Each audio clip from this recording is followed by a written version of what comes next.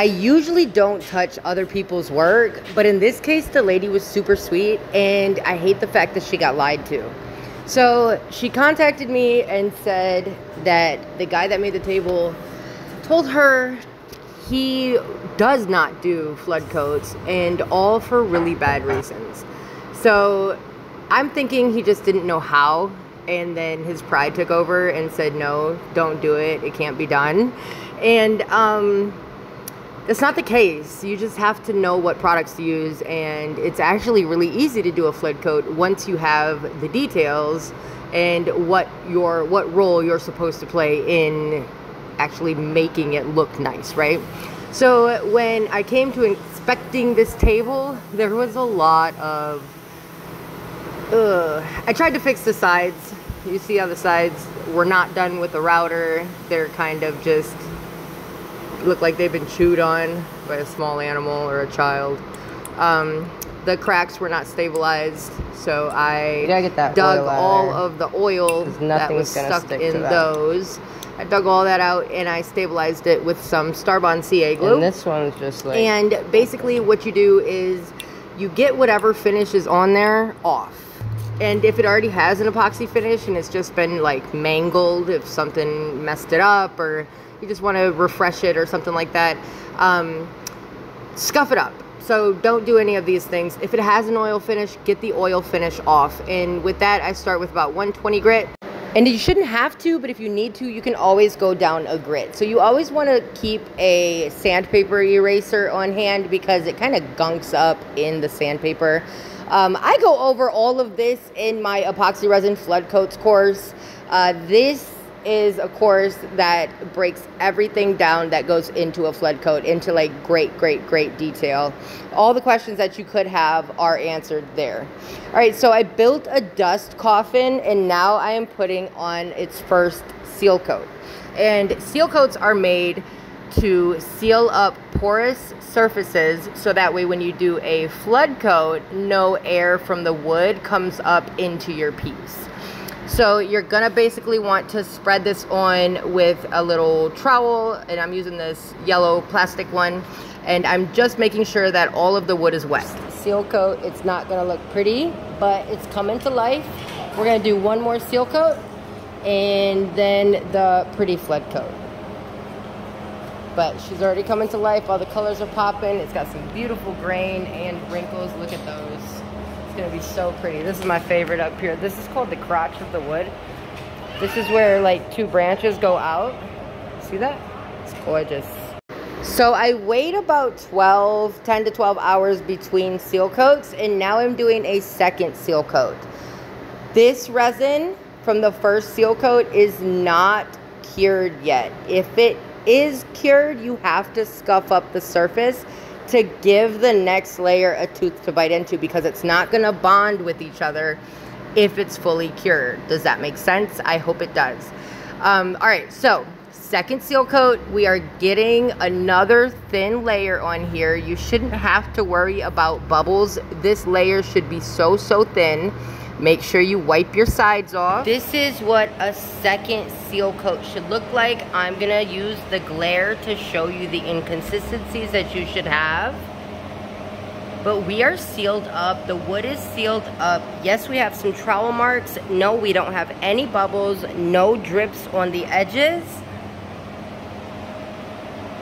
Everything is popped, every crack is sealed, every hole is sealed, and all of the wood is sealed. So we are gonna come in probably tonight and do a flood coat. Let this cure for 2 days, get the drips off of the bottom, and deliver this back to my client. Look at the wrinkles in this. Oh my goodness, she is so pretty. All right, and now it's time for the flood coat. You see that insulation? That's what I put on top of my dust coffin to make sure that nothing gets in there as it's curing, which you're gonna see, I pretty much messed that up. All right, so flood coats are 3 ounces per square foot, and you're gonna use a notched trowel like the one that I have in my hand. There's big ones, there's little ones. I like them both. I like the little ones because they give me a lot more control over the resin. And as you can see, I'm not pushing the resin over the sides just yet. I'm making sure that all of the resin goes and covers the complete surface of the table before I start pushing it over the edge. And if you accidentally get it over the edge, that is okay.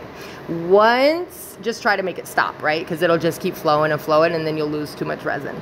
So once you know that your surface is covered, then do what I'm doing and push it over the edge. And you see how I keep my trowel straight up and down, like a 90-degree angle right there? The reason that you're doing that is because if you slant it, your notches are not going to be 1/8 of an inch, and self-leveling resin self-levels at 1/8 of an inch. So it's our job to make that happen, right? Okay, so push the resin, cover your surface, and then catch the drippy edges. Make sure there's no surface tension, and then hit it with the torch. And there was so much freaking pollen in the air when I was doing this.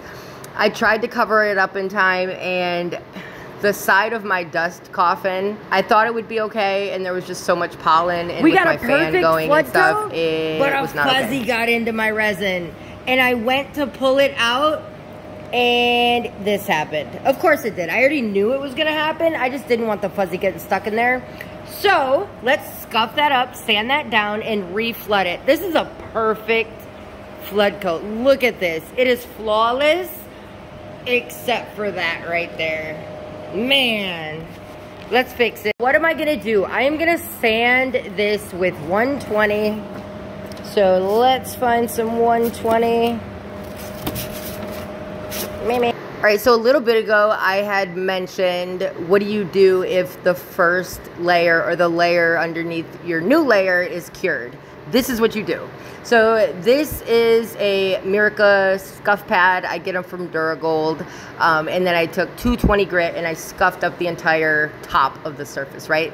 Then you're gonna take 91% isopropyl alcohol and you're gonna wipe all of the dust off because you don't want dust in your next layer, right?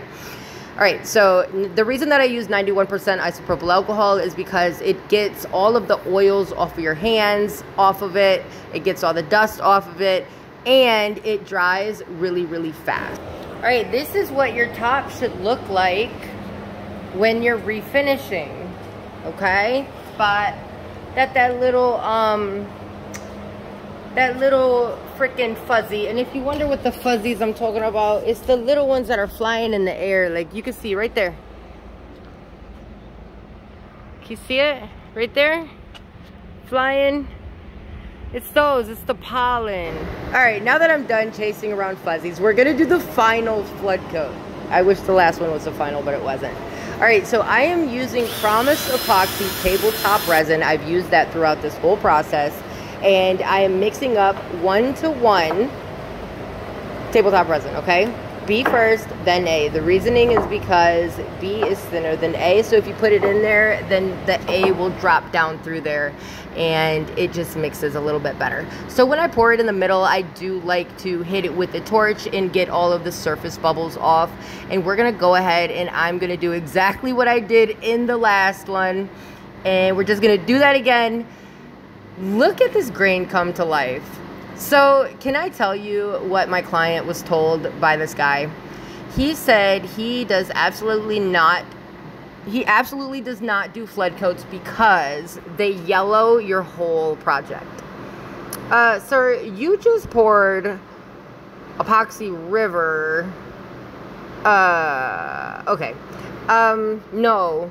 It scratches, it turns yellow, it does all this stuff, right?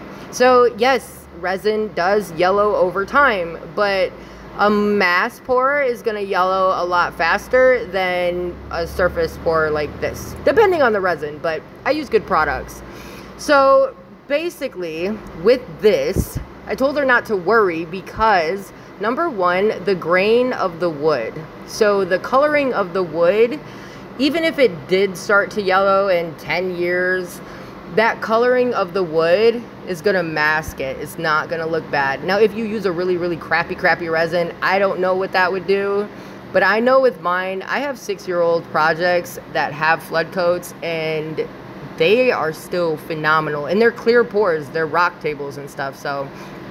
All right, This thing is done. We're getting it out of the dust coffin. Look at it.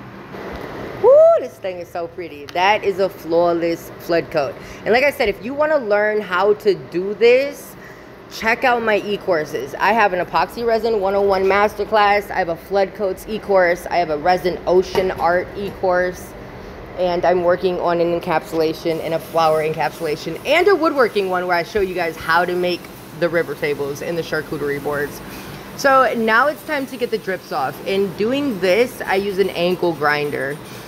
The angle grinder has a 60, actually I think it's 40. It's a 40 or a 60 grit flap disc on it. And you just get the aggressive drips off, because if you go in with your sander, you're gonna rip your sanding pad, and I have a FESTOOL and I don't wanna do that. All right, so on the bottom of this table, in the beginning, when I flipped over the table, you heard me when I was like, whoo, shit, or something like that, right? This is why none of the cracks and holes or anything were stabilized. Like, none of them. There was just rot and bug residue and, yeah, and then oil stuffed into them. And the river, it was a mess. It was a mess, but we fixed it with CA glue and sanding and love. All right, I'm getting Rubio Monocoat on here. This is a 3-to-1. So it's 3 parts of the oil and 1 part of this activator or accelerator. And basically what that does is it makes the oil hurry up and cure, because it's a hard oil finish, right? So to do this, you're just going to pour it on, put it all over the surface like I'm doing, wait about 10 minutes, and then wipe off as much as you can. As much as you can. It's really important when you pick your finishes, and the reasoning is because it's going to control the rates at which moisture and those things move in and out of the wood, right? So the resin finish on the top isn't gonna let moisture go in and out. So that means that the bottom finish is gonna have to regulate that in some way. So I like to use a finish that's going to minimize the amount of that happening, right? All right, that's how you do a flood coat. I'm gonna get this back to the client. All right, you guys, I appreciate you. Thank you for watching. If you have any questions, go ahead and drop them down in the comment section. If you wanna check out my e-courses, they're down there as well as every link that I can give you. I got a 15% off promo for Promise Epoxy, and I think we're starting a giveaway today, which is really exciting. So go and check that out. Drop a comment, like, subscribe. Thank you for watching. I'll check you next time.